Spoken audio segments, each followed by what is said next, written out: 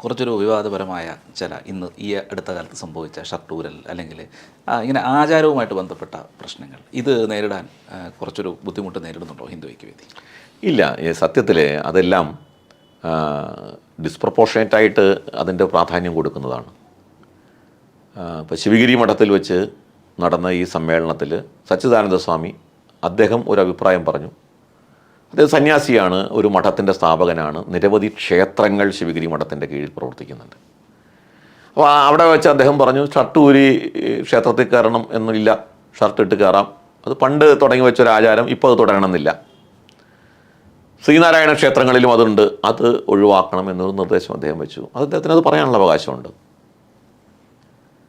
അത് വേണ്ട എന്നും ജി സുകുമാരൻ നായരുടെ അഭിപ്രായം വന്നു.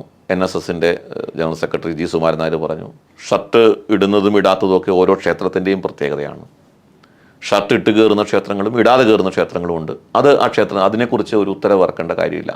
അത് അദ്ദേഹത്തിൻ്റെ അഭിപ്രായമാണ്. രണ്ടുപേരും വളരെ മാന്യമായിട്ടുള്ള അവരുടെ അഭിപ്രായം പറഞ്ഞു എന്നുള്ളതാണ് ഞാൻ മനസ്സിലാക്കുന്നത്. പ്രശ്നം ഈ വിഷയത്തിൽ പിണറായി വിജയൻ ശിവഗിരി മഠത്തിൽ നടത്തിയ സച്ചിദാനന്ദ സ്വാമിയുടെ പ്രസ്താവനയെ പിന്തുണച്ചുകൊണ്ട് രംഗത്ത് വന്നപ്പോൾ ആ വിഷയം രാഷ്ട്രീയമായി. മുഖ്യമന്ത്രിയുടെ സംബന്ധിച്ചിടത്തോളം ആ വിഷയത്തിലൊരു അഭിപ്രായം പറയേണ്ടിയിരുന്നില്ല. മുഖ്യമന്ത്രിക്ക് പറയാമെന്ന് ചോദിച്ചാൽ പറയാം. പക്ഷെ പറയുമ്പോൾ സച്ചിദാനന്ദ സ്വാമി പറയുന്ന പ്രാധാന്യമല്ല മുഖ്യമന്ത്രി ആ വിഷയത്തിൽ അഭിപ്രായം പറയുമ്പോൾ ഉണ്ടാകുന്നത്. അതിൻ്റെ പേരിൽ ധ്രുവീകരണം ഉണ്ടാകും, ജാതികൾ തമ്മിലുള്ള സംഘർഷമായിട്ട് അത് മാറും. ഈ വിഷയത്തിൽ ഇതിനു മുൻപേ തന്നെ ചർച്ചയായിട്ടുണ്ട് പല രംഗങ്ങളിലും. ഷർട്ട് ധരിച്ച് ക്ഷേത്രത്തിൽ കയറാം എന്ന് വിശ്വസിക്കുന്ന ഒരുപാട് പേര് ഹിന്ദു സമൂഹത്തിലുണ്ട്, സംഘപരിവാർ സംഘടനകളിലുണ്ട്. ഷർട്ട് ധരിച്ചാൽ കയറാം. കാരണം സംഘപരിവാർ സംഘടനകളുടെ വിവിധ ഇപ്പോൾ വിശ്വഹിന്ദു പരിഷത്തിൻ്റെ ക്ഷേത്രങ്ങളിൽ പലതിലും ഷർട്ട് ഇട്ട് കയറാം. നമ്മളിരിക്കുന്നത് എറണാകുളത്താണ്. കലൂർ പാവക്കുളം ക്ഷേത്രത്തിൽ ഷർട്ട് ധരിച്ച് ക്ഷേത്രത്തിൽ കയറാം, അവിടെ എതിർപ്പില്ല. ചിലപ്പോൾ ക്ഷേത്ര സംരക്ഷണ സമിതിയുടെ ചില ക്ഷേത്രങ്ങളിൽ ഷർട്ട് ഊരി വേണം ക്ഷേത്രത്തിൽ. ഓരോ ക്ഷേത്രങ്ങളിലും അവിടുത്തെ തന്ത്രിയോ അവിടുത്തെ കമ്മിറ്റിക്കാരോ അല്ലെങ്കിൽ അവർ ഒരു ക്ഷേത്രത്തിൻ്റെ നിയമാവലി സൃഷ്ടിക്കുന്നു, തയ്യാറാക്കുന്നു. അതിന് മാറ്റം വരുത്താൻ അവിടുത്തെ ആളുകൾ ശ്രമിക്കുക എന്നുള്ളതാണ് അനുകരണീയമായിട്ടുള്ളത്, യോജിക്കുന്നത്. അതുകൊണ്ടാണ് ഞാൻ കഴിഞ്ഞ പല സന്ദർഭങ്ങളിലും പറയാം. അതായത് ഗുരുവായൂർ അമ്പലത്തിൽ ചുരിദാർ ധരിച്ച് കയറാനൊന്നിനെ സംബന്ധിച്ചൊരു തർക്കം ഉണ്ടായിരുന്നു. അത് പരിഹരിച്ചത് ഗുരുവായൂർ അമ്പലത്തിൽ ദേവഹിതം നോക്കിയിട്ടാണ്. ദൈവജ്ഞന്മാരെ വിളിച്ചു കൂട്ടിയിട്ട് പ്രശ്നം നടത്തി നോക്കി ദേവഹിതം നോക്കിയിട്ട് തീരുമാനിച്ചു അവിടെ ചുരിദാറിട്ട് ക്ഷേത്രത്തിൽ കയറാം, കുഴപ്പമില്ല. പക്ഷേ ഷർട്ട് ഊരി ക്ഷേത്രത്തിൽ ദർശനം നടത്തണമെന്ന് നിഷ്കർഷിക്കുന്ന പത്മനാഭസ്വാമി ക്ഷേത്രമുണ്ട്. അവിടെ പാൻറ്റിട്ട് പോലും കാണാൻ പാടില്ല. പാൻറ്റിൻ്റെ മുകളിൽ ദൈവത്തെ പറ്റിക്കാനായിട്ട് മുണ്ടും കൂടി എടുത്തിട്ടാണ് അവിടെ നടക്കുന്നത്.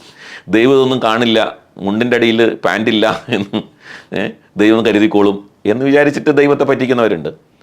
അപ്പോൾ എന്തായാലും പാൻറ്റ് ധരിച്ച് അവിടെ കയറാൻ പാടില്ല. അപ്പോൾ ഓരോ ക്ഷേത്രത്തിലും അത്തരം ആചാരം ഉണ്ടെങ്കിൽ അത് മാറ്റണമെങ്കിൽ ഏത് കാര്യവും മാറ്റത്തിന് വിധേയമാണ് ഹിന്ദു സമൂഹത്തിനുള്ളിൽ. പക്ഷേ അതാര് തീരുമാനിക്കണം? അത് മുഖ്യമന്ത്രി തീരുമാനിക്കേണ്ട കാര്യമല്ല, ഭരണകൂടം തീരുമാനിക്കേണ്ടതല്ല, ടു ദാറ്റ് എക്സ്റ്റെൻറ്റ് കോടതി തീരുമാനിക്കേണ്ടതല്ല, കോടതിയോ അല്ലെങ്കിൽ ഈ പറയുന്നതൊന്നും തീരുമാനിക്കേണ്ടതല്ല. ഇപ്പോൾ കോടതി തീരുമാനിച്ചില്ലേ പൂരം ആഘോഷവുമായി ബന്ധപ്പെട്ട് ആനകളുടെ എഴുന്നള്ളിപ്പ് കോടതി തീരുമാനിക്കേണ്ട സാഹചര്യം വന്നു. അവസാനം സുപ്രീം കോടതി എന്താ പറഞ്ഞത്?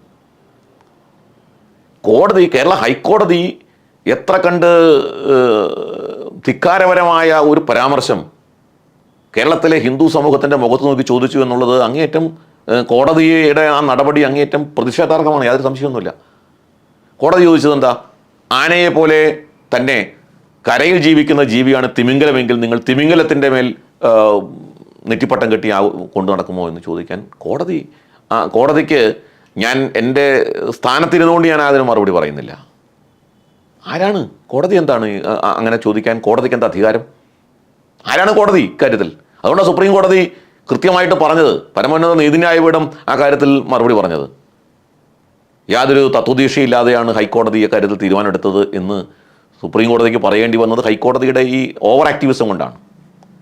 അപ്പോൾ അങ്ങനെ ചോദിക്കാൻ ഹിന്ദു സമൂഹത്തിന് മേൽ മാത്രമേ സാധിക്കുന്നുള്ളൂ എന്നുള്ളതാണ്.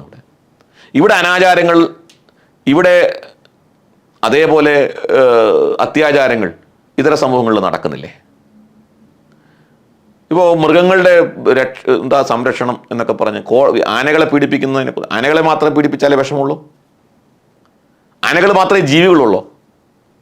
ഇവിടെ ഒരു ദിവസം, ഒരൊറ്റ ദിവസം, ഒരു വിശേഷപ്പെട്ട ദിവസം, ഒരു മതത്തിൻ്റെ ഒരു വിശേഷപ്പെട്ട ദിവസം ലക്ഷക്കണക്കിന് മൃഗങ്ങളെ ഒരൊറ്റ രാത്രി കൊണ്ട് കൊന്നൊടുക്കുന്നു. അത് മൃഗപീഡനമല്ലേ? അതിനെ സംബന്ധിച്ച് നമ്മുടെ നാട്ടിലെ NGOകൾക്കൊന്നും പറയാനില്ല. അതിനെ സംബന്ധിച്ച് നമ്മുടെ നാട്ടിലെ കോടതിക്കൊന്നും പറയാനില്ല. കോടതിയുടെ ഉത്തരവുണ്ട് നമ്മുടെ നാട്ടിൽ സ്ലോട്ടർ ഹൗസുകൾ എങ്ങനെ പ്രവർത്തിക്കണം എന്നുള്ളത്. മൃഗങ്ങളെ കെട്ടി തൂക്കി പരസ്യമായി മാംസം പ്രദർശിപ്പിക്കാൻ പാടില്ല എന്ന് കോടതി ഉത്തരവുണ്ട്. നിങ്ങൾ സഞ്ചരിച്ചിട്ടില്ലേ റോഡിലൂടെ? എങ്ങനെയാണ് ഈ ഇറച്ചി കടകളിൽ റോഡ് സൈഡിൽ ചെയ്യാൻ പാടില്ല, ഒന്നാമത് അത് മറച്ചിരിക്കണം എന്നാണ്. ജനങ്ങൾക്ക് കാണാവുന്ന തരത്തിൽ അങ്ങനെ കെട്ടി തൂക്കാൻ പാടില്ല. പക്ഷേ ഏത് ഇറച്ചിക്കടയാണ്? ഞാനൊരൊറ്റ ഉദാഹരണം പറയാം. അങ്കമാലി വളരെ വലിയൊരു കേന്ദ്രമാണ്, ക്രൈസ്തവർ ഭൂരിപക്ഷമുള്ള കേന്ദ്രമാണ്. അങ്കമാലി മുനിസിപ്പാലിറ്റിയിൽ ലൈസൻസ് ഉള്ള സ്ലോട്ടർ ഹൗസുകളുണ്ടോ എന്ന് അന്വേഷിച്ച് നോക്കൂ. എൻ്റെ അറിവിൽ ലൈസൻസ് ഉള്ള സ്ലോട്ടർ ഹൗസുകളില്ല. ലൈസൻസ് ഉള്ള സ്ലോട്ടർ ഹൗസുകളിൽ മാത്രമേ മൃഗങ്ങളെ കൊല്ലാൻ പാടുള്ളൂ നിയമം അനുസരിച്ച്. സ്ട്രിക്ട്ലി സ്പീക്കിംഗ് സ്ലോട്ടർ ഹൗസുകളിൽ മാത്രമേ കൊല്ലാൻ പാടുള്ളൂ ലൈസൻസ് ഉള്ള. പക്ഷേ അങ്കമാലിയിൽ പ്രവർത്തിക്കുന്ന, ചന്തയിൽ ഉൾപ്പെടെ പ്രവർത്തിക്കുന്ന ഇറച്ചി വിൽപ്പനശാലകളിൽ മൃഗങ്ങളെ കൊല്ലുന്നത് എവിടെയാണ്? അങ്കമാലി മുനിസിപ്പാലിറ്റി കണ്ണടച്ച് നിൽക്കുകയല്ലേ? അപ്പോൾ ഇതൊന്നും കാണാൻ കോടതിക്ക് സാധ്യമല്ല. അപ്പോൾ കോടതി ഏകപക്ഷീയമായിട്ട് ആനകളുടെ കാര്യത്തിൽ തീരുമാനമെടുക്കുന്നു. അപ്പം ഞാൻ പറഞ്ഞത് അത് ഹിന്ദു സമൂഹം സോഫ്റ്റ് ടാർഗറ്റാണ് എന്നുള്ള ഒരു മനോഗതിയുടെ അടിസ്ഥാനത്തിലാണ്. അപ്പോൾ ഇതൊക്കെ വരുമ്പോൾ സ്വാഭാവികമായിട്ട് ഹിന്ദു സമൂഹത്തിനും അതിനോട് ചേർന്ന് നിൽക്കുന്ന സഹോദര സമൂഹങ്ങൾക്കുമൊക്കെ ഒരുമിച്ച് നിന്നേ മതിയാകൂ എന്നുള്ള സാഹചര്യം കേരളത്തിലുണ്ട് എന്നുള്ളതാണ്